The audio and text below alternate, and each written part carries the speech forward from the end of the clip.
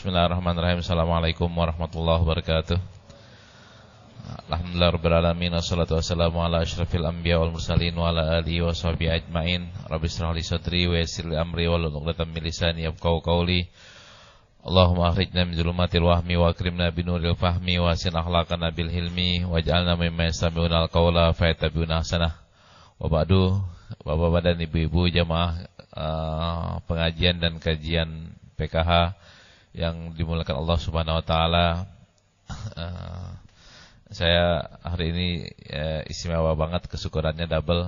Yang pertama, kita alhamdulillah udah sukses melaksanakan acara festival hafal hadis dan nulis ayat yang diikuti oleh sekitar 123 peserta dari 66 atau 65 sekolah. Dan itu berjalan dengan lancar banget dan bagus ya, insyaallah. Dan kita akan meningkatkan dari mulai hanya festival hadis, nanti kita akan lomba.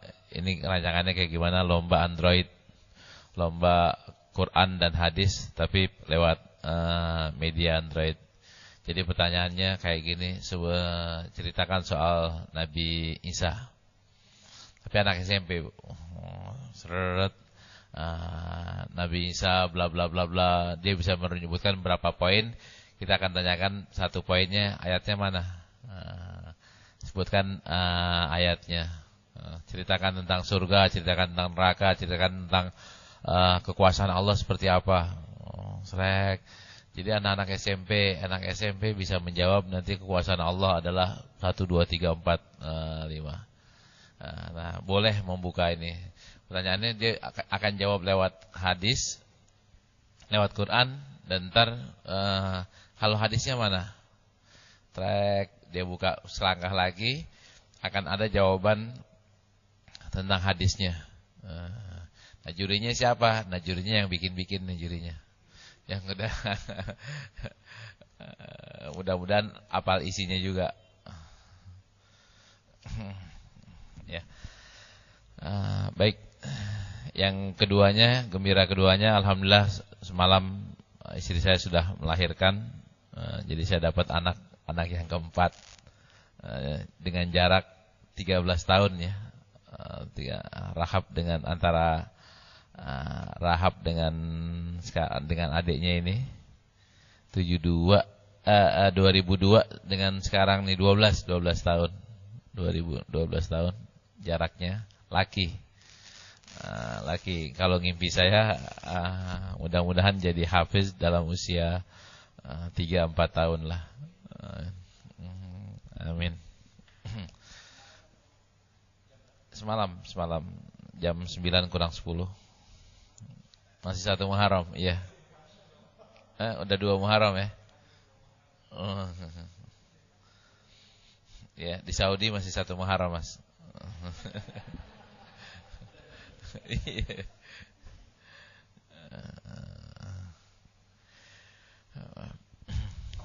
Baik.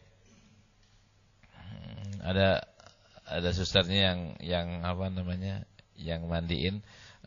Pak, Bapak udah punya anak 3, ini jarak 12 tahun dapat 1. Saya udah lama banget baru dapat 1, gimana? Ya semuanya kan anugerah ya. Semua anak itu anugerah, anugerah titipan. Kita nggak bisa rekayasa. Ada orang yang pakai media apapun juga, kalau Allah kasih kan bisa gagal di tengah, entah keguguran, entah gagal pembuahan atau sebagainya. Akhirnya atlet yang katanya subur, yang katanya ini, ternyata berapa banyak atlet yang nggak punya anak. Orang pinter, cerdas, pilih istrinya juga yang cantik, kaya, karena alasannya gizinya sehat dan sebagainya. Ternyata juga saya punya teman sampai sekarang belum punya anak, sudah 20 sekian tahun berkeluarga, dan orangnya pinter, sayang belum dikasih anak.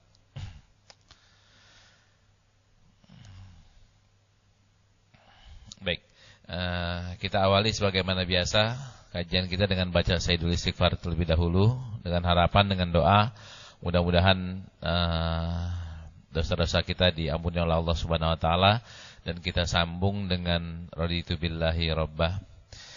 Mari sama-sama bismillahirrahmanirrahim. Allahumma anta rabbi la ilaha illa anta khalaqtani wa ana 'abduka wa ana 'ala ahdika wa wa'dika mastata'tu a'udzubika min syarri ma sana'tu abu'u laka bi ni'matika 'alayya wa abu'u laka bi dzambi faghfirli fa innahu la yaghfiruz dzunuba illa anta. Allahumma anta rabbi la ilaha illa anta khalaqtani wa ana 'abduka wa ana 'ala ahdika wa wa'dika mastata'tu a'udzubika min syarri ma sana'tu abu'u laka bi ni'matika 'alayya wa abu'u laka bi dzambi faghfirli fa innahu la yaghfiruz dzunuba illa anta. Allahumma anta rabbi la ilaha illa anta khalaqtani wa ana 'abduka wa ana 'ala ahdika wa wa'dika mastata'tu a'udzubika min syarri ma sana'tu abu'u laka bi ni'matika 'alayya wa abu'u laka bi dzambi faghfirli fa innahu la yaghfiruz dzunuba illa anta. Raditu billahi rabba wa bil islami dina wa bi Muhammadin nabiyya. Raditu billahi rabba wa bil islami dina wa bi Muhammadin nabiyya. Raditu billahi rabba wa bil islami dina wa bi Muhammadin nabiyya. Baik, kita masuk ke kajian utama kita, kitab Riyadhus Shalihin.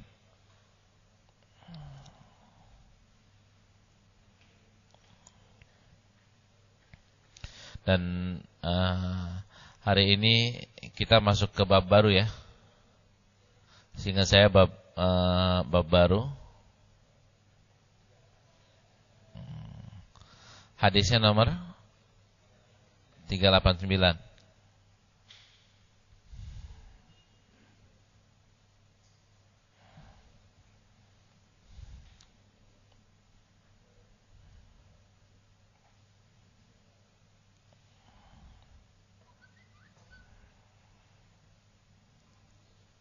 Ya. Bab ke-48 ya.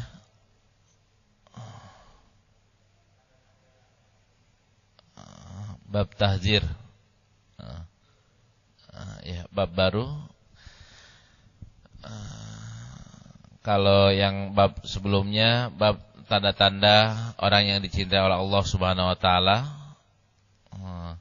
Nah, sekarang dilanjutkan dengan bab barunya. Bab barunya adalah peringatan agar kita tidak menyakiti orang-orang yang soleh, orang-orang yang lemah, dan orang-orang yang miskin. Ini HAM banget, ini cocok banget sama KPI, sama Komisi HAM. Bab at-tahdzir min iza'is shalihin wa du'afah wa dhi'fah wal masakin. Saya baca sanadnya dulu.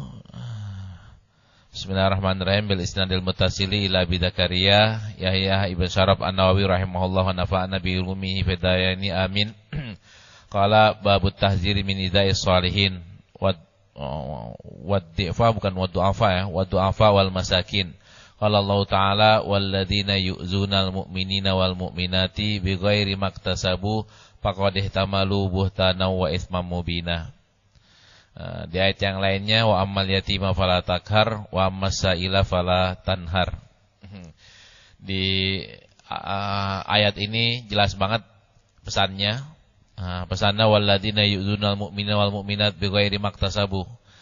Ketika kita mau mengiza, memukul, mencambuk atau memenjarakan, itu kan sebenarnya potret dari iza. Akan tapi kalau umpamanya mencambuk dengan alasan syar'i, maka kan bukan berarti iza. Ketika memenjarakan orang karena alasan syar'i, alasan yang dibenarkan, maka itu kan bukan iza. Yang iza apa? Nggak punya salah, nggak punya apa, disakitin.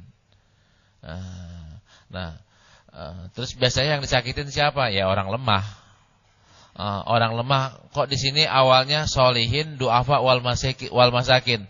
biasanya kan orang soleh itu ini punya penyakitnya orang soleh. Orang soleh biasanya nerima aja, dan orang soleh biasanya nggak mau pusing, nggak mau ribut, dan udah dah, bahasanya udah dah mulu. Ketika udah dah, akhirnya kan buat orang-orang yang nakalnya keterlaluan, ya kesempatan untuk ngerjain. Buat orang yang paham, sebenarnya udah dah itu bukan berarti selesai masalahnya. Udah dah itu kan artinya ada yang ngitung gitu. Ketika bapak disakiti, bapak nggak mengadukannya ke polisi, nggak mengadukannya ke Komnas gitu. Terus apakah ketika orang ini diam berarti dia nerima, dia ikhlas gitu? Kan belum tentu. Boleh jadi dia diam itu, dia bilang ntar dah, gue serahin aja ke Allah Subhanahu Wa Taala. Nah, ketika orang sekarang kan ada dua potretnya ya. Ada orang yang takut sama polisi, takut sama penegak hukum. Ada orang yang takutnya sama Allah, nggak takut sama polisi. Ada orang yang takut sama Allah, nggak takut sama polisi, atau bisa jadi takut sama polisi. Ada orang yang nggak takut Allah, takutnya cuma sama polisi. Nah orang-orang yang soleh kebanyakan kan permasalahan yang dihadapi itu sering diminta tundanya untuk di akhirat. Gak apa-apa lu sekarang nyakitin aneh, akan tapi ntar lu dapat balasannya di akhirat dari Allah Subhanahu Wa Taala. Kan kayak gitu. Suruh aduin aja ke polisi biar di penjara. Enggak ribet. Kan kayak begitu. Nah ketika orang bilang ribet, ini orang-orang yang nakal, orang-orang yang salah ini mempergunakan kesempatan ini untuk terus menyakiti. Tanahnya diambil satu gitu. Tanahnya diambil satu, dia diam nggak lapor polisi. Kalau satu diambil nggak lapor polisi, kenapa kita nggak ambil yang satunya lagi? Kan kayak gitu modelnya. Kalau dua dia diam juga, kenapa nggak ngambil yang ketiga? Nah, di sini letak iniannya. Kalau orang-orang yang soleh itu bilang, daripada saya berurusan dengan polisi, mendingan saya serahin ke mahkamah yang di atas saja. Nah, ke polisi paling dia di penjara setahun, 2 tahun, 3 tahun selesai. Dia keluar lagi. Tapi kan kalau sama Allah, selama saya nggak maafin, kan dia masih berurusan terus. Urusannya apa? Ya 1 kali 1, Pak. Kalau dengan polisi kan boleh jadi 1 kali setengah doang, 1 kali 1/5-nya doang. Contohnya kayak gini, orang memperkosa, berapa sih hukumannya? Kan ada yang 4 tahun, ada yang 3 tahun, ada yang 2 tahun, ada yang setahun, ada yang 20 tahun. Tapi kalau misalnya memperkosa di mata Allah hukumannya berapa tahun, Pak? Nah, membunuh berapa tahun? Di sini membunuh bisa cuma sekian tahun. Kalau nabrak pakai Lamborghini berapa tahun? Kan jadi bisa bebas. Bisa bebas. Tapi kalau sama Allah nggak bisa bebas. Nah, terus kita nanyain nih, Ustaz, lebih baik diserahin ke Allah atau diserahin ke hukum? Itu sebenarnya bebas ya. Yang dizolimi itu bebas. Yang dizolimi itu boleh melaporkannya ke penegak hukum, boleh membiarkannya hitungannya hitungan akhirat. Apakah dia wajib melaporkannya ke hukum? Enggak.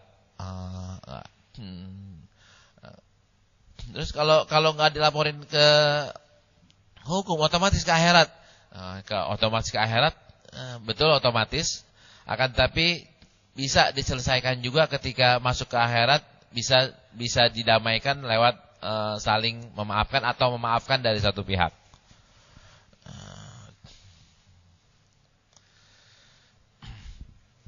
Baik, ini ayat yang pertama. Ayat yang kedua, ini potret yang lebih jelas lagi. Yang suka kita zolimi adalah yatim dan orang-orang yang sa'il, orang-orang yang peminta-minta. Karena itu Islam ngajarin, ini kalau umpamanya yang hadis ayat yang pertama ini, orang yang menyakiti orang mukmin, faqadih tamalu buhtana wa itsma mubina. Kalau yang di sini kan di sini saran. Saran. Di sini yang ayat yang pertama ini di surat Al-Ahzab, ini soal dosanya apa? Terus jadi solusinya kayak gimana? Solusinya adalah fa ammal yatima fala takhar wa ammas saila fala tanhar. Ini solusinya. Nah, kalau dalam bahasa yang lebih luas lagi, ya jangan berbuat zalim. Kepada siapapun juga kita jangan berbuat zalim. Kalau dalam bahasa hadisnya wa khaliqin nasa bi khuluqin hasanin. Baik. Mana dalil hadisnya? Dalil hadisnya yang pertama Imam Nawawi pertama bilang dulu wa amal ahadits fakatsiratun minha. Hadisnya banyak, diantaranya adalah hadis Abu Hurairah fil babi qabla hadza. Ini udah bab yang sebelum ini. Hadisnya populer ya, man adali waliyan faqad adantuhu bil harbi. Orang yang memusuhi waliku, maka dia seolah-olah sudah memukul genderang peperangan. Yang mau menyakiti waliullah, maka sudah berarti dia ngajak perang Allah Subhanahu wa taala. Ini dampaknya di mana? Dampaknya ya jelas, orang yang menyakiti ulama, ulama itu ulama yang soleh, yakinlah mungkin meninggalnya bisa enggak husnul khotimah. Mungkin meninggalnya bisa sengsara nih orang, entah sengsaranya secara fisik ya, secara fisik, entah sengsaranya secara non fisik. Secara fisik entah lumpuh, entah apa, kondisinya enggak enak banget. Yang kedua, atau fisiknya sehat tapi bangkrut lah, kagak dicaci maki orang lah, tapi fisiknya sehat. Nanti kita akan bisa lihat ada kisah-kisah yang luar biasa. Saya nggak tahu di sini apa nanti akan disebutkan lagi oleh Imam Nawawi. Orang yang menyakiti sahabat Nabi yang doanya mustajab, namanya Sa'ad. Ini orang yang menyakitinya, ada yang kecebur sumur dan meninggal kecebur sumur. Ada yang meninggalnya matanya buta, terus dicaci maki orang. Orang setiap kali ngelihat dia mencaci maki. Dia ngaku, kenapa kok kamu jadi hidup kayak begini? Dulu kan kamu orang terhormat. Ini gara-gara dulu saya pernah ngeledek dan saya pernah memfitnah sahabat Rasulullah yang bernama Sa'ad. Dan Sa'ad seperti bermubahalah ya, bermubahalah, dan akhirnya dia tetap kekeh, padahal itu fitnah. Akhirnya, lalu lihatlah akibatnya. Gue doain lo, mudah-mudahan hidup kamu sengsara di akhir hidup kamu.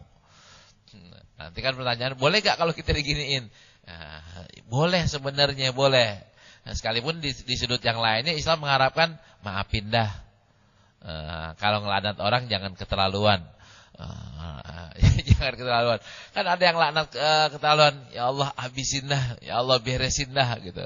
Ya Allah adab dia kayak Nabi ya, bukan Nabi Muhammad. Adab dia dengan adab yang belum pernah engkau adab kepada orang lain. Ini kan parah banget ini. Ini aja. Doanya parah banget.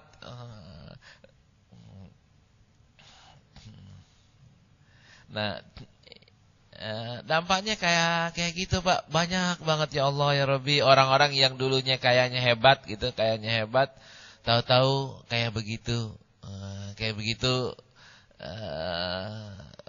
duit kagak punya, istri pada kabur, anak pada kagak ngurusin,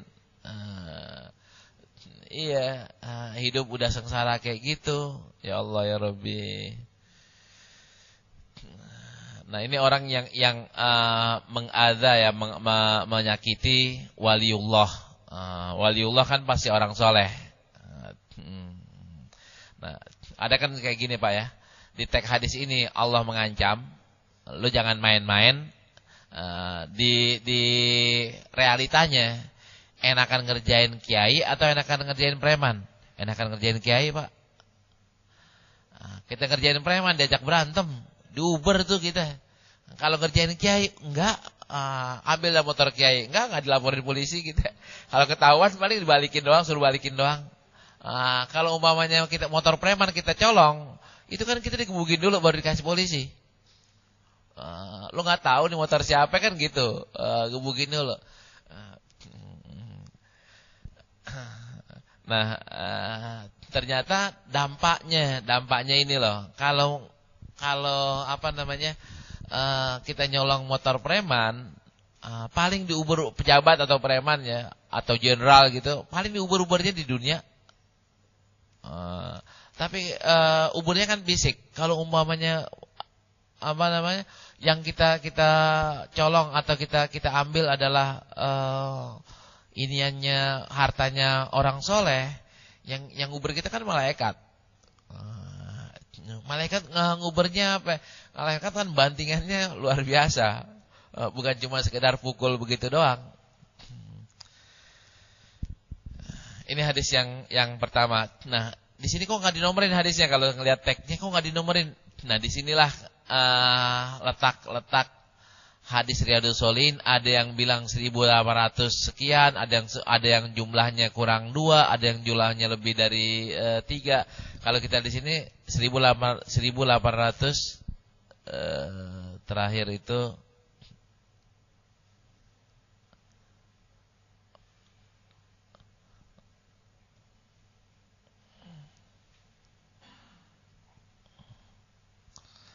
1805. Hah?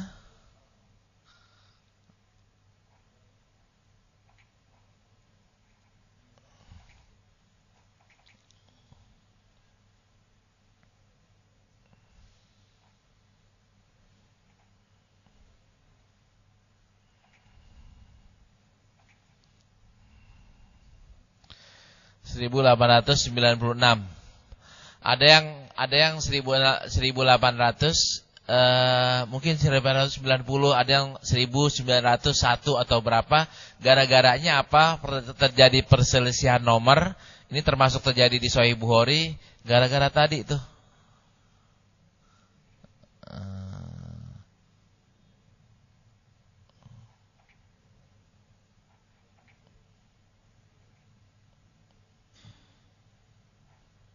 Ya, gara-gara yang ini nih, model kayak begini, ini hadis bukan.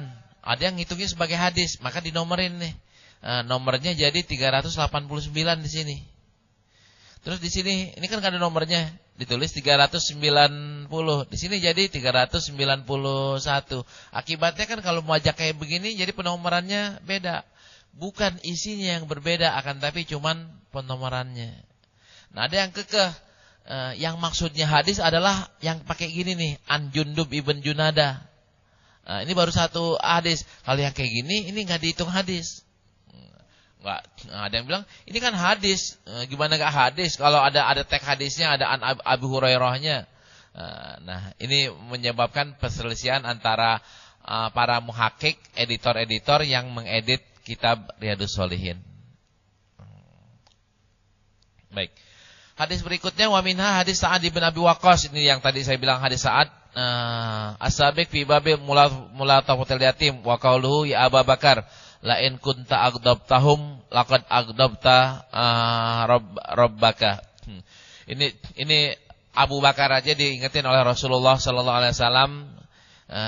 Abu Bakar, kalau antum ya, kalau ente, kalau bahasa kita, kalau ente sampai menyakiti anak yatim, bikin marah anak yatim, maka ketahuilah ente udah bikin marah Allah Subhanahu wa taala. Sama kayak ini kan peringatan kita berlaku buat kita juga. Wahai teman-teman, wahai umat Islam Indonesia, kalau ente sampai bikin marah anak yatim, maka ente udah bikin marah Allah Subhanahu wa taala. Nah, orang yang paham bahwa Allah kalau udah marah repot, Ya kan mendingan jangan bikin Allah marah. Nah, Allah marah tuh kapan Allah marah? Ya kalau kita nyakitin orang, anak yatim, kalau kita nyakitin waliullah, itu Allah akan marah. Terus siapa lagi Allah akan marah? Nah, Ustaz, ini kan yang dijamin anak yatim. Ana bukan anak yatim, atau Ana udah lewat jadi anak yatimnya. Kalau misalnya anak yatim kan sampai 18 tahun, orang tuanya sudah meninggal, tapi umur Ana udah 20 tahun, kan udah lewat tuh anak yatim. Tarsim udah lewat yatimnya. Udah bukan anak yatim lagi, nggak boleh dikasih tanggal 10 Muharram dia. Karena usianya udah lewat. Nah, kalau gitu kayak gimana? Anda bukan orang miskin. Anda juga belum jadi soleh-soleh amat gitu. Kalau kan yang tadi kan yang akan dilindungi oleh Allah kan orang soleh, anak yatim, orang miskin. Nah, ini kita bukan tiga-tiganya nih. Anda soleh baru kepengen jadi orang soleh, yatim udah lewat, miskin udah lewat, kan gitu. Nah, sekarang kita pengen dilindungi oleh Allah Subhanahu Wa Taala. Caranya adalah pakai ngamalin yang 389. Ngamalinnya kayak gimana? Besok subuh kita bisa ngamalinnya. Besok subuh nih, kalau kita ngamalin ini, kita udah dapat kawalan dari pas pampres itu. Mana teks hadisnya? Wa Jundub ibn Abdullah radhiyallahu anhu qala Rasulullah sallallahu alaihi wasallam man shalla salatas subah fa huwa fi zimmatillah fala yatlubannakumullahu fi zimmatihi bisyai'in fa innahu man yatluhu fi zimmatihi bisyai'in yudrikhu thumma yakubbu ala wajhi fi nari jahannam, rawahu Muslim. Ya, jadi caranya gampang banget. Barang siapa salat subuh fa huwa fi zimmatillah, barang siapa yang salat subuh maka dia sudah termasuk kategori orang yang dilindungi oleh Allah Subhanahu Wa Taala. Ini sholat subuhnya di rumah atau jam 6 kurang seperempat, atau jam 5 lewat 15 menit, 5 menit sebelum terbit matahari. Ya jawabannya kalau mau kategori kayak gini, ini jawabannya adalah di masjid dan jamaah. Nah, orang yang sholat subuh berjamaah, maka mereka termasuk orang-orang yang fi zimmatillah, orang-orang yang akan dikawal oleh Allah Subhanahu Wa Taala, orang-orang yang akan dilindungi oleh Allah Subhanahu Wa Taala. Karena kayak gitu bahasa kitanya, kalau 10 tahun yang lalu ada Pak Jokowi ini jalan gitu, kita sambit. Nggak ada yang marah tuh, paling dia mana siapa yang nyambit, paling gitu. Kalau sekarang nih Jokowi lewat sini kita sambit, ya Allah yang marah banyak banget Pak. Langsung tuh kita ditempeleng di Uber tuh. Kenapa kok di Uber? Yang sekarang udah dikawal pas pampres. Kalau kemarin 10 tahun yang lalu ya, 5 tahun yang lalu nggak ada yang ngawal itu, kita sambit juga kagak apa-apa. Ibarat kata kan kayak begitu ya. Nah, kalau sekarang nih boro-boro nyambit. Nah, ini kayak gitu juga kalau kita kepengen dikawal kayak tadi, maka ya harus hati-hatinya.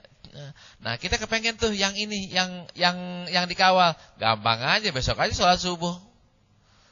Terus, Ustadz, kalau saya dikawal sendiri, ntar anak saya gimana? Anak ente kalau anak ente nggak sholat subuh maka kagak.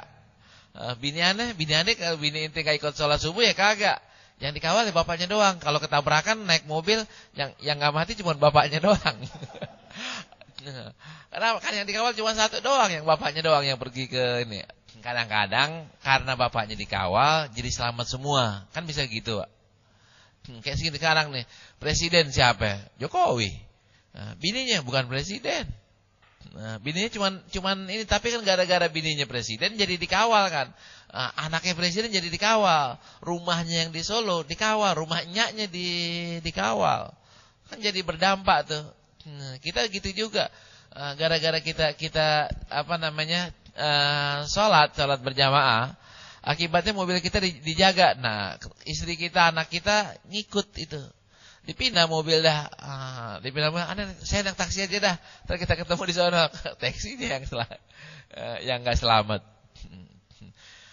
Nah, terus apa bahayanya orang yang ganggu orang yang sudah ada di zimmatillah, orang yang dijaga oleh Allah Subhanahu wa taala, nanti adalah yakubbuhu ala wajhi fi nari jahannam. Bahasa kitanya adalah dicemplungin ke api neraka. Ini di akhirat. Ya, itulah yang tadi saya bilang ya. Saya bilang balasan kan ada dua. Balasan fid dunia itu kadang-kadang kesampaian, kadang-kadang enggak. Tapi kalau balasan di akhirat itu udah pasti. Udah pasti nyampe, udah pasti dapat. Tapi kalau balasan di dunia, kadang-kadang kan kita bingung, Pak. Kita bingungnya, ini orang zolim, tapi justru dia yang petang-peteng. Padahal dia udah menzolimi sekian banyak orang. Kok nggak sakit? Kita yang nggak zolim kok sakit. Kita yang nggak zolim kok rezekinya biasa-biasa aja. Mau usaha nggak jadi-jadi, mau usaha kena masalah mulu. Nah, kita kan menyikapinya ketika kegagalan bagi seorang muslim, dia menariknya ke akhirat, maka di balik kegagalannya itu ada pahala. Berarti kan kita husnuzonnya Allah pengen ngasih kita pahala lewat kesabaran kita di usaha kita yang gagal. Terus begitu juga dengan keluarganya atau tempat kerjanya ataupun kesehatannya. Orang sakit, ini hebatnya ulama juga. Ulama banyak yang sakit tapi nggak minta sembuh. Ya Allah, alhamdulillah saya sakit. Kenapa kok saya sakit? Karena dengan sakitnya ini saya bisa sabar, saya bisa mendapatkan pahala. Kan pahala enaknya lagi, saya sakit, saya sabar, doa saya jadi mustajab. Kan orang sakit doanya mustajab. Cuman kan kita nih rata-rata kan kepengennya nggak ada pahalanya jangan dari bab itu, pahalanya dari bab yang lainnya aja. Jangan dari bab sakit. Cumanya kan kita nih lucu ya.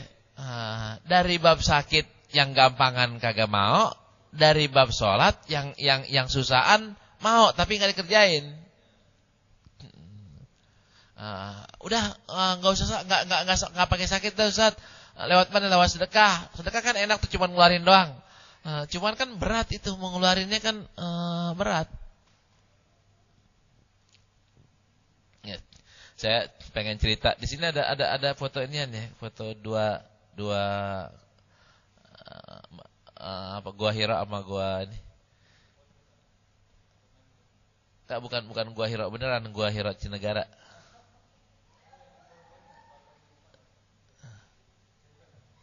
Iya.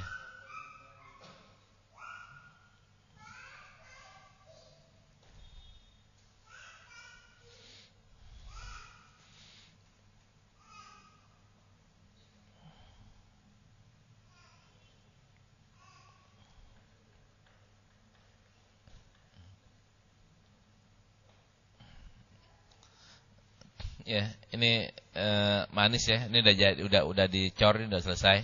Saya punya foto yang udah selesai dicornya. Ini udah ditutupin tanah tapi belum dipasangin. Ini lagi digali untuk dibikin terowongan dari gua ini ke gua ini. Dan alhamdulillahnya ada orang lihat ke sini, datang ke sini, lihat gambar ini, saya kasih lihat gambar ini, lantas bilang ya, gambar-gambar yang ini nih saya kasih lihat, ini cakep banget, udah kalau gitu saya ini dah, supaya tambah lucu, saya bikinin rumah karapan. Jadi ada berapa? Ditanya. Saya butuh berapa? Butuh 5, butuh 10 untuk rumah karapan. Ya saya bilang terserah yang mau ngasih. Yang mau ngasihnya 1 ya saya terima, mau ngasih 10 ya saya terima. Kan enak tuh katanya rumah karapan kan nggak perlu izin. kan nggak perlu IMB, nggak disetujui apa namanya, ini tarik aja, pindahin aja, geser, geser. Kalau perlu gesernya ke sebelah sini nih. Nah, insya Allah kita akan punya rumah karapan mungkin 1 sampai 2 bulan lagi, diambilin dari Jerman atau dari Australia. Katanya harganya murah, cuman 3.000 euro.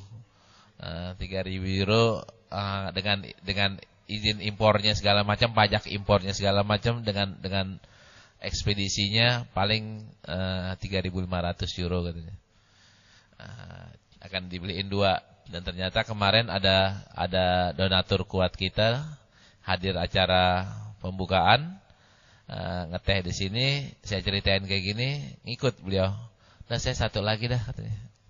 Satu lagi, jadi kita punya insya Allah ya, insya Allah kita akan punya 3 goa dan insya Allah 3 mobil karapan buat tidur.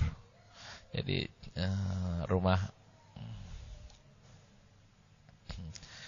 dan ininya juga belum masuk ya, udah jadi, sa'inya udah bundar.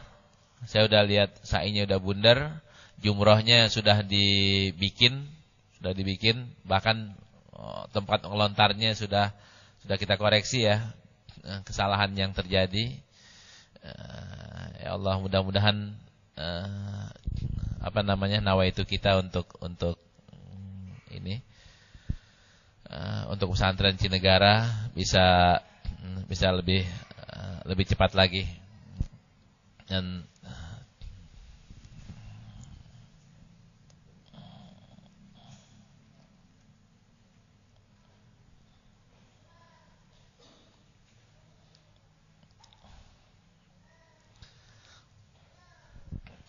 jadi ada orang yang pengen dapat pahala lewat sabar, ada orang yang pengen dapat pahala lewat ngikut. Kayak tadi itu ibu yang ngasih yang ikutan, dilihat ada orang bikin mobil buat tempat rumah, itu rumah karapan, saya ikut dah. Saya ikut, biar apa? Ustadz, kan kalau kita beliin 1 dapat pahala ya. dapat pahala. Itu kan ketika beliau pertama kali ngelihat maketnya, ada asramanya, udah saya bikin ini Anda. Saya yang beliin ininya, beliin tempat tidurnya. Habis beliin tempat tidurnya, ngomong lagi, Ustadz, telepon lagi, Ustadz, jangan tempat tidur doang ya. Kasurnya dan sekalian. Saya ke rumahnya diundang untuk menyelesaikan satu masalah keluarga. Terus, Ustadz, jangan tempat tidur sama kasur doang ya, sekalian bantal sama gulingnya ya. Sekalian rumahnya, ya Allah ya Rabbi. Luar biasa orang-orang yang kayak begitu, yang pengen ikut-ikutan dapat pahala. Sebaliknya orang yang nggak khawatir ya, ini diancam kayak gini masih aja mau menyakitin orang yang soleh. Nah, orang yang soleh kan paling gampang disakitin, tapi secara duniawi.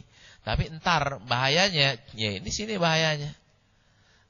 Kelihatannya nggak ngapa-ngapa, kelihatannya aman-aman aja, ya tapi tinggal tunggu tanggal mainnya. Nah, orang-orang yang kayak begitu, Pak, dia dizolimi. Sebenarnya kan kalau kita berbuat baik, dapat pahala nggak? Dapat pahala.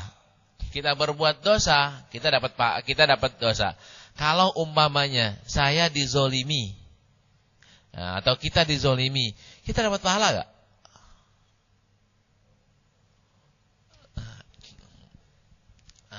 Kita dizolimi, kita dapat pahala nggak?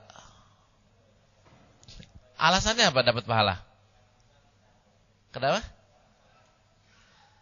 Jadi sabarnya yang dapat pahala, bukan dizoliminya yang dapat pahala. Kan ketika kita dizolimi, kan sikap kita kan boleh tidak sabar, boleh sabar. Tapi ketika kita sabar, itu kita dapat pahala.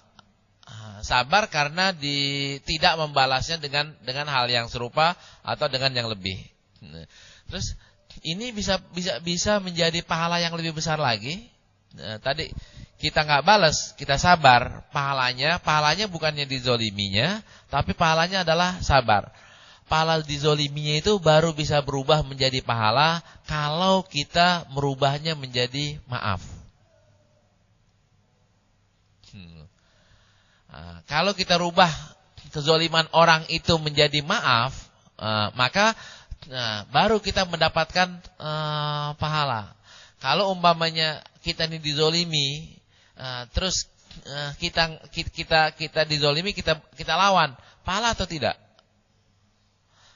Digebukin ya, lawan aja, digebukin sama-sama mukul.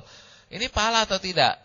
Mungkin pahalanya adalah difa anin nafas, menjaga diri, menjaga kehormatan diri, menjaga jiwa. Tapi bukan dizoliminya. Ntar kezoliman itu bisa berubah menjadi pahala kalau kita udah ngerubahnya menjadi maaf.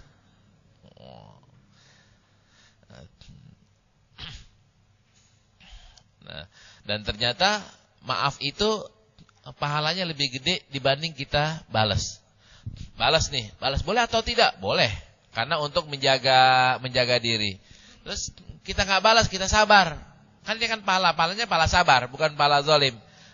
Nah, zolim itu sendiri kita balas dengan maaf. Nah, ini baru namanya kita bisa mendapatkan pahala.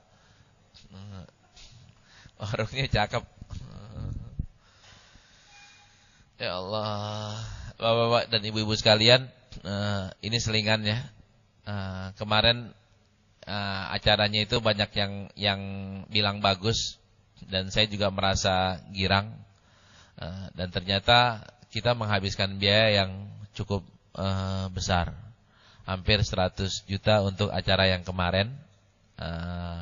Untuk macam-macamnya, termasuk untuk beli ginian nih yang peralatan yang kita nggak sangka-sangka, harus punya AC, mau nyewa sekian, udah daripada nyewa mendingan beli. Akibatnya beli AC duduk itu hampir 10 juta kan. Dua, ternyata giniannya kurang, bangkunya kurang, harus beli bangkunya, ternyata mejanya kurang, harus beli mejanya. Jadi totalnya saya hitung-hitung hampir 100 juta. Dan ini luar biasa, Pak. Saya hitung lagi balikannya. Balikannya berapa? Ternyata 300 juta.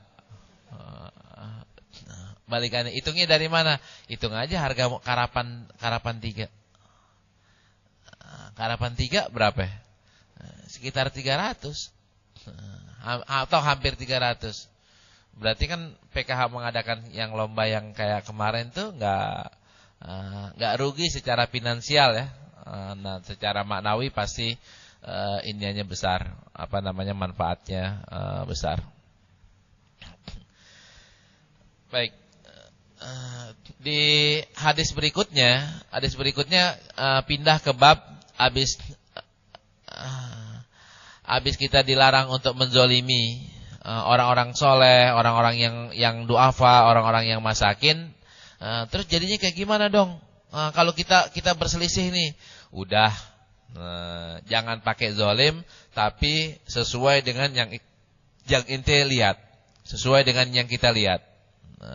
Maka kita disuruh ijra'il ahkam, ahkaminas ala zahir, dan menyerahkan hal-hal yang sarairnya ilallah. Kalau yang dalam-dalamnya udah serahin aja ke Allah. Kita ngelihatnya yang zahir aja. Nah, kalau zahir boleh gak terjadi kezaliman? Boleh jadi terjadi kezaliman, Pak. Ketika zahir itu terjadi kezaliman, maka orang yang menghukum dengan zahir nggak dosa. Yang salah adalah dia menghukum secara zahir, tapi dia menghukumnya dengan terbalik. Ini baru dosa. Kalau orang yang menghukum dengan zahir terus secara adil, maka dia nggak berdosa, sekalipun itu salah. Yang sarairnya kepada Allah Subhanahu Wa Taala.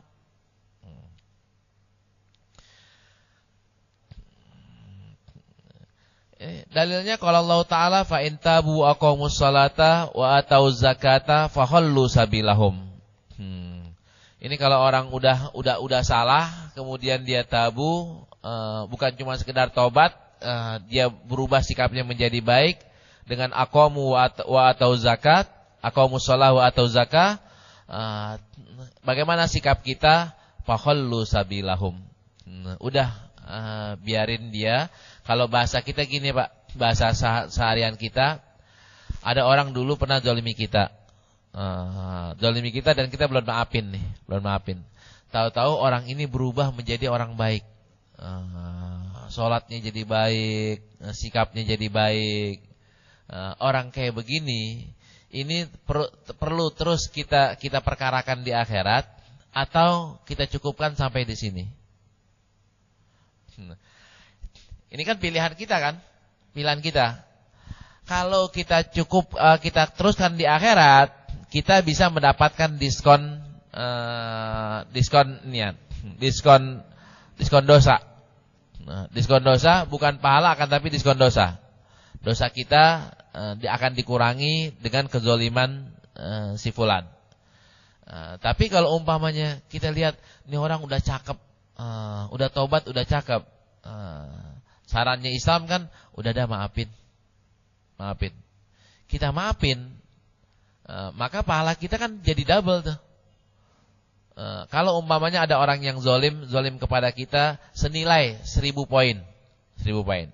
Nanti ini kita nggak maafin. Apa yang terjadi? Dosa kita nanti ya. Dosa kita bukan pahala kita nambah, akan tapi dosa kita yang 1000 poin akan berkurang karena ditanggung oleh si fulan. Tapi kalau kita maafin, dosa kita nggak berkurang, akan tapi pahala kita nambahnya 2 kali lipat. Gedean mana? Gedean pahala 2 kali lipat, Pak. Kalau gitu kayak gimana? Kalau gitu maafin. Tapi kan inilah tapikannya ini kan inilah sifat manusia yang pendendam, Pak. Tapikan itu kan sifat manusia ya. Tapi kan dulu dia kan sekarang udah bagus, kan sekarang udah mainannya masjid mulu, sekarang kan bahkan udah jadi pengurus masjid. Masa ente masih dendam juga sih?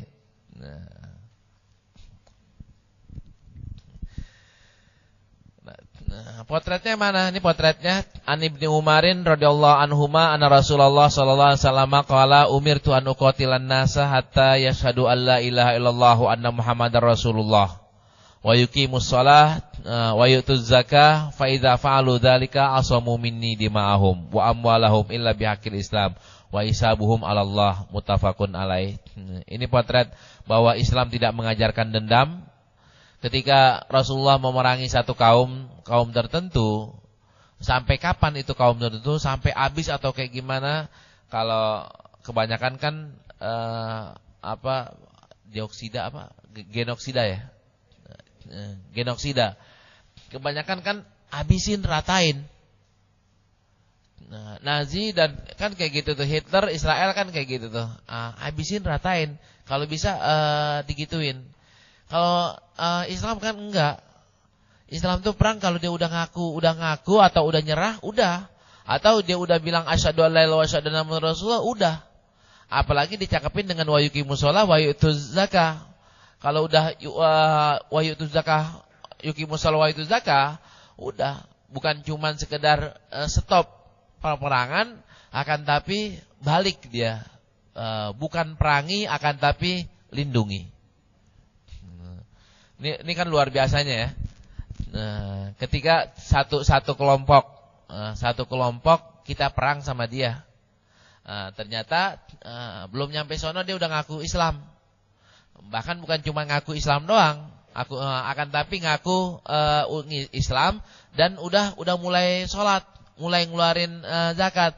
Apa yang terjadi? Dia bukan berubah, bukan menjadi musuh kita lagi, udah menjadi saudara kita. Kalau dia cuma nyerah doang, kan dia menjadi zimmah ya, ahli zimmah. Kan jadi tuduhan orang bahwa Islam itu sangat keras, Islam itu model ISIS yang sekarang ditampilkan, kan jauh banget dari teks hadis ini, umirtu an uqatilan nas hatta yashhadu alla ilaha illallah wa anna muhammadar rasulullah. Apalagi ya, termasuk yang sekarang fenomena kafir mengkafirkan, ini beda banget dengan kata-kata fa idza fa'alu dzalika asamu minni dima'ahum wa amwalahum illa bihaqil Islam. Nah, tapi kan dia salah. Nah, dia salah tuh di sini dikasih garisnya wa hisabuhum 'alallah. Kalau orang udah sholat Jumat, dia sholat. Zakat fitrah dibayar. Zakat mal dibayar enggak? Kalau sekarang kan enggak ketahuan zakat mal dibayar enggak. Nah, dia sholat Jumat kan berarti dia Islam. Atau secara zahirnya dia Islam. Ada yang nyelidikin, tapi dia enggak sholat maghrib, dia enggak sholat isya, enggak sholat gimana nih? Kalau yang kayak begitu wahisabuhum 'alallah. Kalau dia sama sekali enggak sholat, itu kan ada tanda dia non muslim. Tapi kalau dia sholat Jumat doang, seminggu sekali sholat Jumat, maka dia nggak bisa diklaim sebagai murtad, sebagai kafir, karena dia sholat Jumat. Kan bilang lagi, tapi kan cuma sholat Jumat doang. Sholat Jumat kan sholat, kan berarti dia Muslim. Terus tapi kan dia ngotot lagi kan, tapi dia nggak sholat maghrib, nggak sholat isya.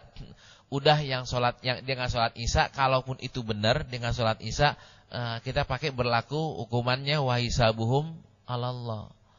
Udah yang kayak gitu udah kayak udah selain Allah yang hitungnya. Nanti dia tetap disiksa ya silahkan, dia diampuni juga silahkan. Kita jangan terlalu sampai masuk ke dalam ranah orang lain. Karena kita disuruh melakukan penilaian itu di sini bihas bizzahir, sesuai dengan yang kita lihat secara zahirnya, dan sarairnya dan rahasia-rahasianya atau yang dalam-dalamnya kita serahin kepada Allah Subhanahu wa taala.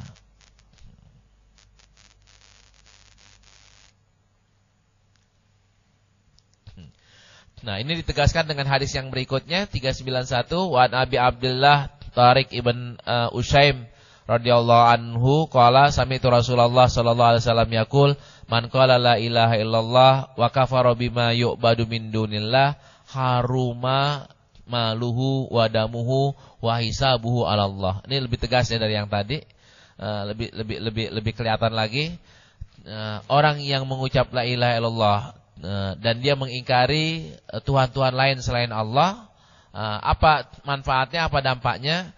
Haruma maluhu wadamuhu, kita nggak boleh colek hartanya, nggak boleh ambil hartanya, kita nggak boleh damu artinya fisiknya, badannya, kita nggak boleh apa-apain. Tentu di sini dipakai ya illa bihaqil Islam. Kecuali kalau dia mencuri boleh dipotong, kecuali kalau dia menyakiti orang lain boleh dikisos. Selain itu kalau enggak begitu, maka berlakunya adalah biarin, diemin. Terus wahisabuhu 'ala Allah. Detail-detailnya semuanya ya udah.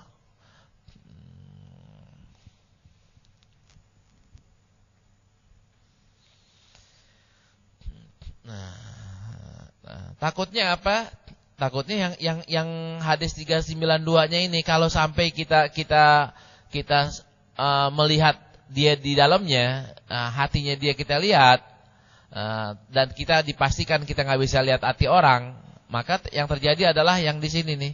Wa Nabi Ma'bad al-Miqdad ibn Aswad radhiyallahu anhu qala qultu li Rasulillah sallallahu alaihi wasallam ara'aita in laqitu rajulan minal kuffar faqtatalna fadaraba ihda yadayya bisayf faqata'aha thumma ladha minni bisyajaratin faqala aslamtu lillah a'aqtuluhu ya Rasulullah ba'da an qalaha faqala la taqtulhu faqultu ya Rasulullah qata'a ihda yadayya thumma qala dzalika ba'da ma qata'aha faqala la taqtulhu fa in qataltahu fa innahu bimanzilatika qabla an taqtulahu wa innaka bimanzilatihi qabla ay yaqula kalimatahu allati qala, muttafaqun alaih. Ini peringatan banget. Hati orang nggak ada yang bisa lihat. Ini sampai-sampai Mikdad hampir bilang kayak gini, ya Rasulullah, seandainya in laqitu rajulan minal kufar, kalau saya ketemu sama orang kafir. Habis itu faktatalna, kita saling berantem lah, saling main pedang atau main bertempur kayak gitu. Fadaraba ihdayadaya bisaib. Terus tangan saya ini udah buntung atau udah luka karena iniannya, karena pedangnya. Artinya saya udah luka salah satu pedangnya. Summa lazam ini bisa, habis itu dia ke pojok. Terdesak. Habis itu ketika terdesak bilang aslamtu lillah. Ya fulan, Anda sekarang udah Islam. Udah jadi orang Islam. Kalau diterusin kan tinggal begini doang. Wong dia udah kedesak. Nah, tinggal nyoblos doang nih. Si Mikdad nanya nih, "Aqtalu ya Rasulullah?" Badaan qalaha, saya terusin enggak nih? Saya bunuh enggak nih orang yang udah terdesak? Rasul bilang apa jawabannya? La taqtulhu. Jangan bunuh. Kan diprotes lagi atau didebat lagi. Ya Rasulullah, kan dia udah potong tangan saya yang satu. Tangan saya yang satu. Terus dia ngomong kayak gitu, saya Islam, setelah dia udah kedesak di pojokan. Rasulullah tetap bilang, la taqtulhu, jangan inti bunuh. Kenapa kayak begitu? Nah, ini dia di sini penjelasannya. La taqtulhu fa in qataltahu fa innahu bimanzilatika qabla an taqtulahu. Fa in qataltahu, jika kamu membunuhnya, ketahuilah bahwa fa innahu, dia itu di posisi kamu sebelum engkau bunuh dia. Wa innaka, dan engkau bimanzilatihi, di posisinya dia qabla ayyakula kalimatahul lati qalaha. Sekarang kan ngapain sih saya bunuh dia? Saya bunuh dia kenapa? Karena kan dia kafir. Jadi saya bunuh dia. Sekarang ini dia udah kafir, masih kafir atau belum kafir? Udah enggak kafir lagi. Udah enggak kafir lagi. Wong udah bilang asyhadu alla ilaha illallah, udah bilang saya Islam, saya masuk Islam, kan enggak kafir. Nah, walhasil kalau misalnya dia enggak kafir, dia ngapain kamu? Kamu tadi perang ngapain sih? Kamu saling membunuh ngapain sih? Kan karena dia kafir, kita Islam, dia kafir. Jadi perang. Ini ilahnya udah enggak ada lagi. Ilahnya enggak ada lagi karena udah Islam. Tapi kan dia udah motong ini, tapi kan dia bilang Islamnya karena terdesak. Di sini yang Rasulullah bilang, dia terdesak atau beneran itu yang tahu siapa? Ente tahu dia bilang Islam karena terdesak. Rasulullah kan dia udah Islam, maka posisinya udah sama-sama Muslim. Kalau sama-sama Muslim, kita bunuh orang Islam dengan sadar bahwa dia Islam, kan bahayanya faqad kafaro. Bahayanya malah justru posisinya jadi berubah. Tadi di Mikdad ini, kalau sampai Mikdad itu membunuh orang itu padahal dia tidak Islam, yang jadi kafir siapa? Mikdad. Karena dia Muslim dengan sadar membunuh orang Muslim. Jadi jangan gitu. Susah. Inilah kaidah yang diterapkan oleh Islam. Islam membunuh orang itu bukan karena dendam. Islam membolehkan membunuh orang atau memerangi orang itu bukan karena hak pribadi atau karena kepentingan pribadi. Kepentingannya adalah kepentingan agama.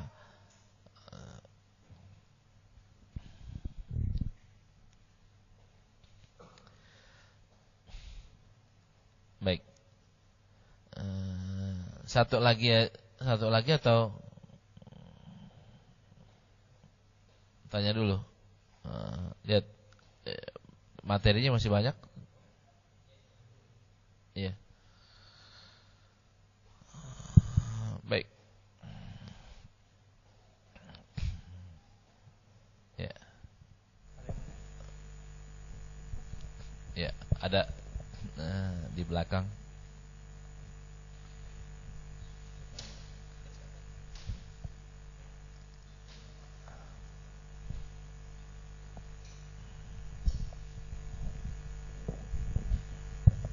Bismillahirrahmanirrahim. Assalamualaikum warahmatullahi wabarakatuh. Waalaikumsalam.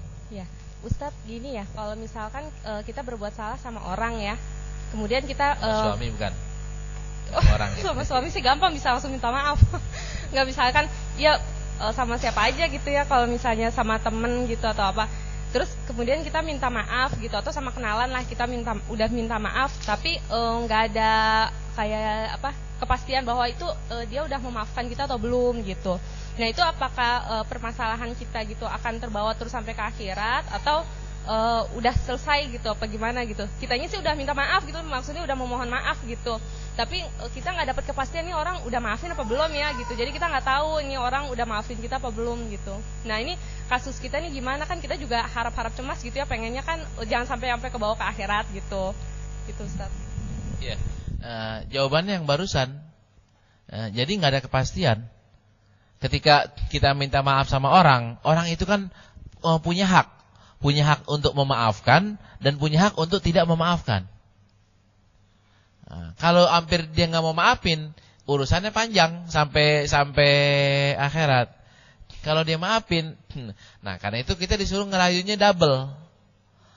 Datang ke rumahnya jangan cuma minta maaf, bawain jeruk. Kalau jeruk nggak mempan, bawain sate kan gitu. Kalau nggak mempan,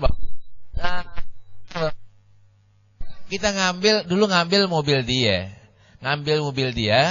sekarang nih kita minta maaf pakai assalamualaikum doang. Habis pakai assalamualaikum mana diterima, kita dulu nyolong mobil dia, atau nyikat atau nilep mobil dia, mana diterima. Terus atau kita minta maafnya cuma pakai jeruk doang, ngambilnya mobil, kan nggak seimbang. Supaya dimaafin, bawanya juga mobil. Kalau dulu pernah nilep laptop, kita minta maaf, bawanya laptop lagi. Ketika bawa laptop lagi, apalagi yang cakepan ya, maafnya keluar tuh. Tapi kalau nilainya nggak sama, kemungkinan untuk tidak dimaafkan besar. Sekalipun Islam dorong maafin. Dia udah datang, dia minta maaf. Tapi kan kita nih manusia sering hitung-hitungan. Enak aja maafin, wong dia ngambil gituan, masa jeruk mobil mau diganti sama jeruk. Nggak adil dong. Bawa pulang dulu tuh mobil saya, ganti dulu tuh mobil saya, baru saya maafin. Nah, sampai akhirnya kita supaya tenang, dengar dulu, ya udah Anda maafin. Ketika ya udah maafin, udah baru tuh hati kita lega ya. Lega berarti permasalahan kita nggak sampai naik ke akhirat. Ya, Ustaz. Kalau lihat dari tentang bab ini yang jadi al-hukmu bihasabi zahir kan gitu ya. Yeah. Jadi hukum itu terjadi ketika secara zahir terlihat gitu. Nah, ini ada kasus misalnya dalam tasawuf ya. Ketika ada fana gitu kan. Fana itu kan artinya kan ketika seorang hamba merasa ekspektasi dengan Allah Subhanahu wa taala sehingga saking cinta kepada Allah, dia seakan-akan Allah itu berada dalam dirinya. Nah, ketika dia mengatakan secara tidak sadar karena cintanya syadidan kepada Allah Subhanahu wa taala, dia mengatakan anallah atau anal haq. Nah, kemudian terlihat oleh seorang yang ahli fikih, apakah seorang yang sudah sampai makom ini dia kena hukum qisas gitu. Iya. Nah, sekarang kayak gini. Orang yang baru diangkat jadi satpam. Jadi satpam baru ikut pelatihan militer atau pelatihan polisi atau pelatihan satpam di dekat Cinegara tuh. Nah, pulang. Jadi ditugasin hari pertama ditugasin di istana. Nah, atau polisi lah di istana. Apa yang terjadi? Kan mobil itu kan dilarang masuk tuh. Mobil kan dilarang masuk istana yang lewat jalur tertentu kan dilarang. Ada mobil RI1 mau masuk situ, diapain Pak? Stop, nggak boleh masuk. Lewat sono. Siapa yang bilang boleh masuk? Kan yang pas pampres doang yang ngerti mobil yang boleh masuk. Kalau yang polisi baru itu nggak paham bahwa ada mobil-mobil tertentu yang boleh masuk. Ada yang mobil. Jadi iniannya beda, tingkatannya beda. Orang yang levelnya kayak begitu, maka penilaiannya pakai babnya bab tasawuf, jangan bab fikih.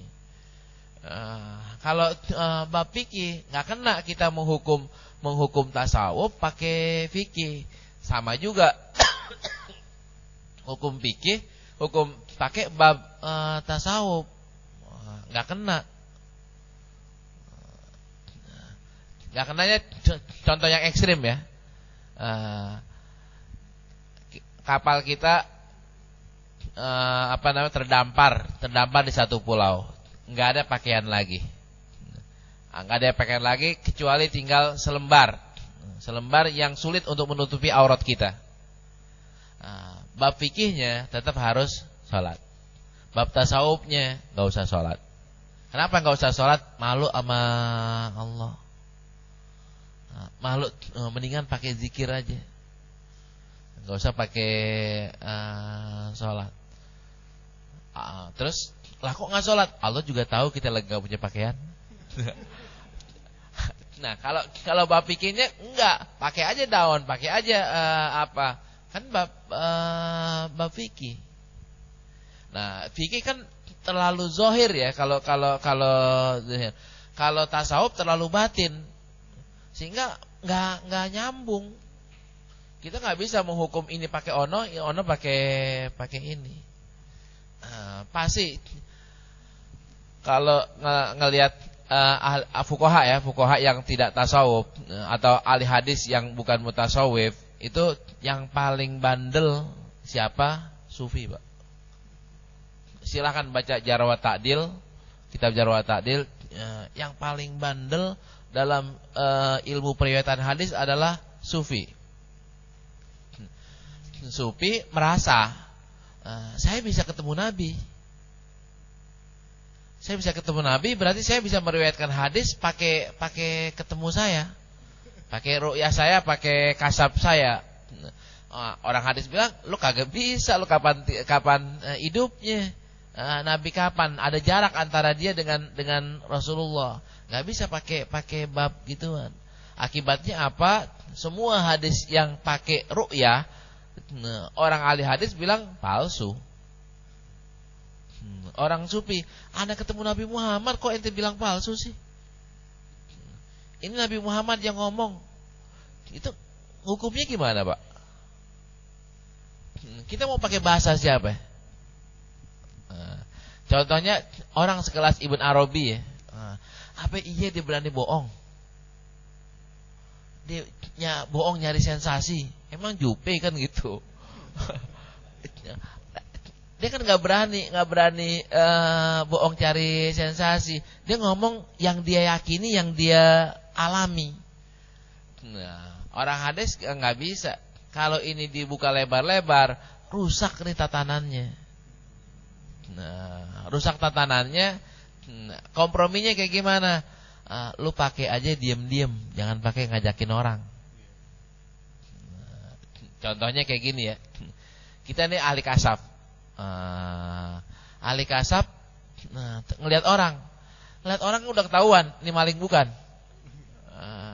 Ketika dia, ini maling, kan kita lagi ceramah kayak gini, tuh ada maling tuh, tolong tuh tangkap tuh, boleh atau enggak? Kan nggak boleh. Padahal maling bukan sih dia, maling.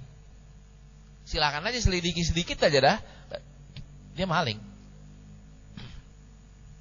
Selidiki kemana? Lihat rumahnya gitu kan, rumahnya maling. Kalau ini kan nggak boleh ditangkap. Kalau ketangkap kelihatan iniannya, kelihatan dia mencurinya, baru namanya maling. Kalau orang Sufi kan bisa ilmu mukasyafah tuh. Nah, ilmu mukasyafah kan bukan ilmu fikih. Ilmu fikih kan basicnya kan zahir. Mukasyafah ya basicnya batin. Ya. Gitu Ustaz. Ya, syukran.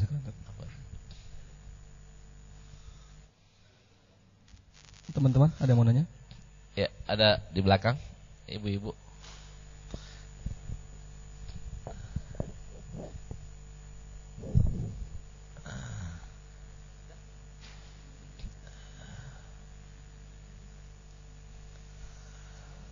Nyampe diulur.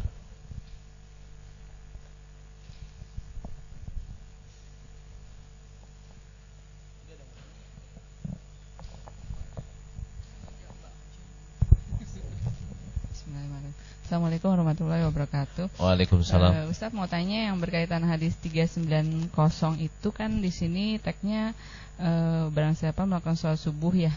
Yeah. Sedangkan yang di bawahnya pelajaran hadisnya yang sholat subuh berjamaah. Nah, di sini yang saya mau tanyakan, kalau sholat subuhnya tidak berjamaah, kalau laki-laki kan diwajibkan untuk sholat di masjid ya Ustaz ya, berjamaah. Tapi kalau untuk para wanita yang di rumahnya, misalnya suaminya berjamaah di masjid, dia kan otomatis sendiri. Nah, itu bagaimana Ustaz? Masuk gak kategori gini gitu, dikawal sama pas pampres atau enggak kan gitu ya? Jawabannya, saya sih ngelihatnya kalau emang dia nawaitu sholat subuhnya karena emang menjaga diri, maka bisa di rumah. Cuman kalau nawaitu males enakan di rumah, maka nggak masuk kategori. Sekarang ini kan kayak gini Bu.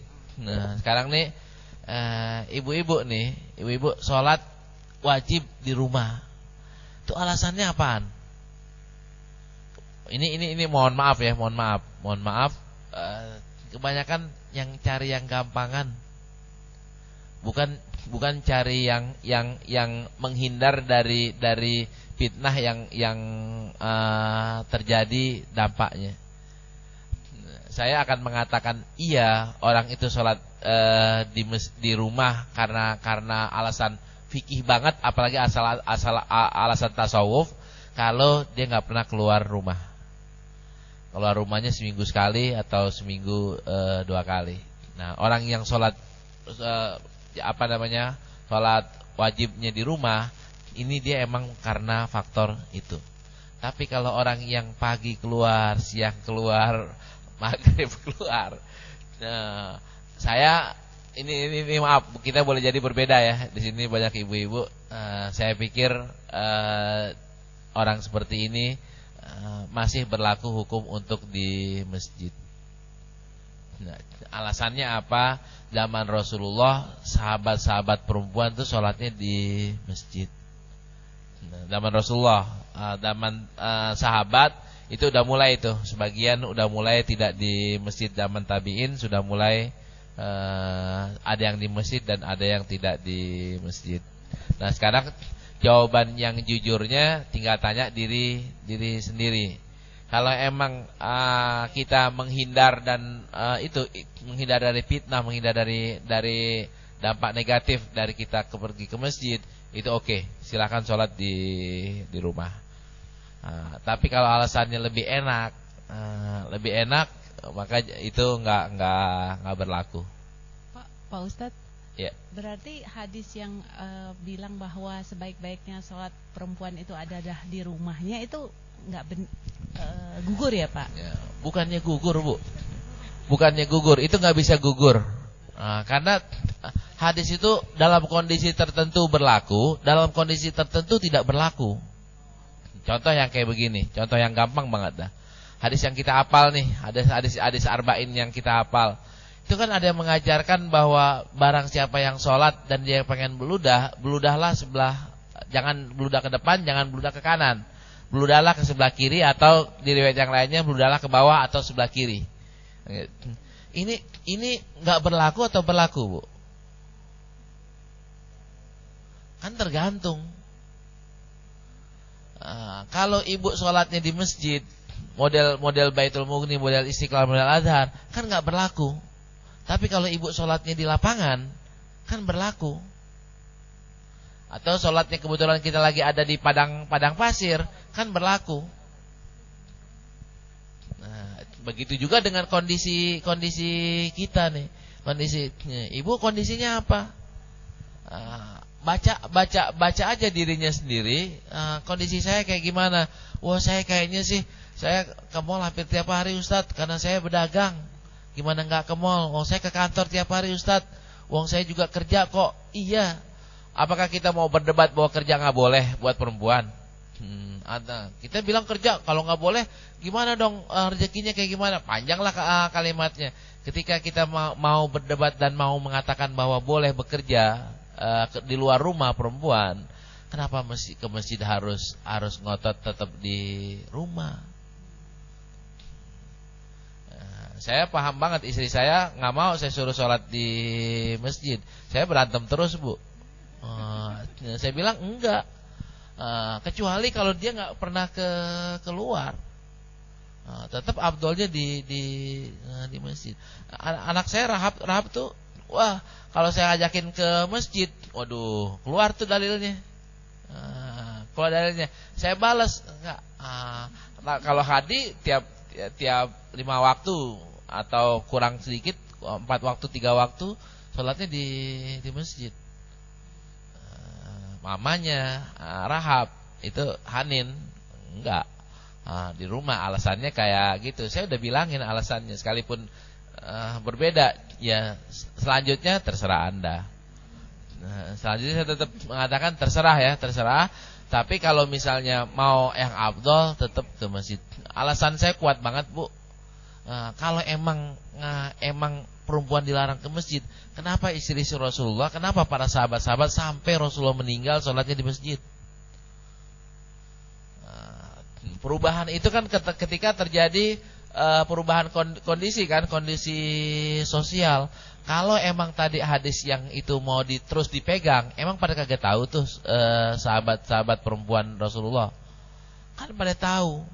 Tapi kenapa pada masih ke masjid? Kan ke masjidnya juga diatur kan ya, diatur zaman dulu. Teks hadisnya kita udah baca di Sahih Bukhari. Perginya belakangan, pulangnya duluan. Jadi nggak ikut zikiran, nggak ikut zikir dia. Pulang belakangan. Bikin tema.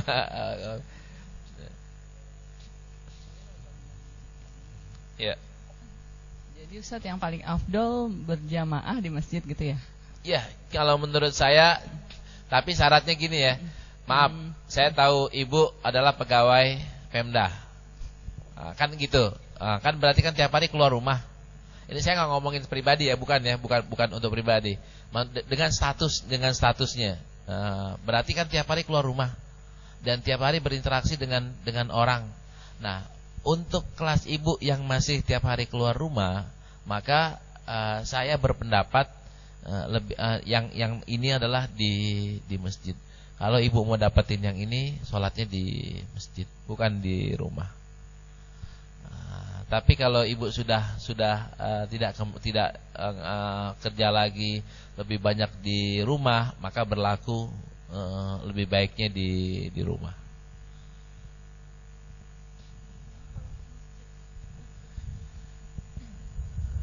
Ya. Assalamualaikum.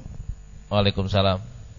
Ustadz, tadi saya masih agak bingung, kalau kan kata Ustadz kalau sahabat wanita yang zaman Rasul dulu pada sholatnya di masjid. Ya. Terus kenapa ada yang hadis itu duluan yang mana gitu Ustadz? Hadis yang lebih afdolnya yang wanita itu di rumah? Sama-sama dulu, sama-sama zaman Rasul, kan yang ngomong cuma Rasul juga. Cuman kan tinggal pengamalannya. Ada hadis yang bisa dikerjakan sekarang, ada yang hadis nggak bisa dikerjakan sekarang, Bu. Ada kerjakannya entar. Ada yang dengan kondisi tertentu hadis itu bisa dilaksanakan, ada hadis dengan kondisi tertentu hadis itu nggak bisa dilaksanakan. Ini yang dikenal dengan tekstual dan kontekstual. Nah, dalam kontekstual kan sangat dilihat kondisi sosialnya, kondisi waktu itu lagi kayak gimana nih. Maka hadis dengan kondisi tertentu dipakai. Saya senang dengan contoh yang mungkin udah berkali-kali saya ngomongin, selain yang tadi beludah. Pulang ini Bu, pulang dari luar. Kan teks hadisnya ya, kalau kalian pulang malam-malam, udah lewat malam, jangan pulang ke rumah, nginep aja di masjid, atau jangan pulang ke rumah. Bahasa kita kan malam kan jam 10 lah, malam. Maka kalau suami ibu pulang dari kantor ya jam 10 malam, maka saran teks hadis itu secara teks itu jangan pulang ke rumah, tapi ke mana gitu, nginep di masjid. Pagi-pagi kan ibu bla bla bla. Karena tiap hari suami ibu pulang jam 10. Terus, kenapa kok Rasulullah ngomong kayak begitu? Kondisinya kan beda. Zaman dulu kan orang pelita kan ini banget, mahal banget ya. Lampu tuh kan mahal banget. Mahal banget, rumah kecil banget. Dan kadang-kadang ini mungkin kita bilang lucu, tapi pembahasannya ada Bu. Ada model orang salah masuk kamar. Di kitab fikih klasik itu ada bab yang namanya bab khoto fil wata. Jadi salah bersenggama Bu. Kan bahasa kita nggak mungkin Pak, kita memahami bahasa sekarang nih nggak mungkin. Masa bininya kagak dikenal, masa dia salah masuk. Kalau ini masih berlaku, banyak orang yang bilang gue salah mulu. Salah mulu. Kalau dulu itu dimaklumin ya dan dijadikan bab. Kalau sekarang mau dijadikan bab mana? Kan karena udah kondisi yang berbeda. Jadi modelnya jadi kayak gitu. Pada intinya kan jangan sampai terjadi kesalahan. Udahlah di masjid. Nanti kan suaminya kalau abang di masjid sih saya nggak apa-apa, kan bini bilang gitu. Ternyata abangnya nggak di masjid mana yang buka sekarang, masjid semuanya tutup. Kan salah lagi.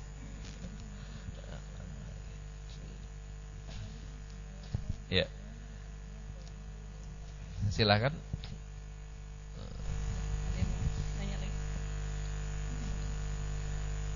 Ya nggak apa-apa kalau misalnya ada yang masih meragukan, nggak apa-apa Bu. Silakan ditanya, dan kita kan bukan untuk menjelekkan atau bukan mendiskreditkan, kan bukan. Tidak ada nawaitunya ke situ, akan tapi kita mencari kebenaran dan kejelasan.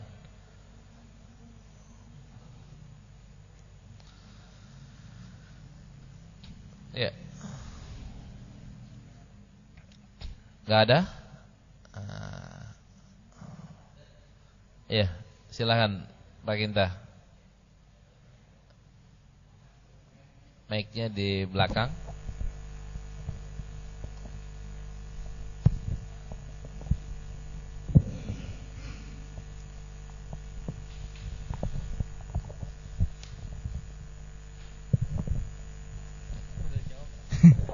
Masih tentang yang sholat di masjid, Sat, yang istri, Sat. Kalau istri kerjanya nggak keluar rumah, di rumah terus ngurusin anak, tapi masjidnya posisinya depan rumah, Sat. Gimana, Sat? Ijtihad sendiri tuh kalau yang gitu. Ijtihad karena dua-duanya dibenarkan ya, karena dia nggak keluar rumah. Iya, maka sholat di rumah dibenarkan. Di depannya masjid, dan istilahnya fitnah nggak susah ya niannya. Dan masjidnya kondisinya kayak begitu. Itu silahkan berijtihad sendiri mana yang lebih sreg. Nah, mau pakai di masjid boleh silakan, mau pakai di ini kan maaf Bu, saya bukannya plan kok jadi berbeda, karena memang kondisinya kan berbeda.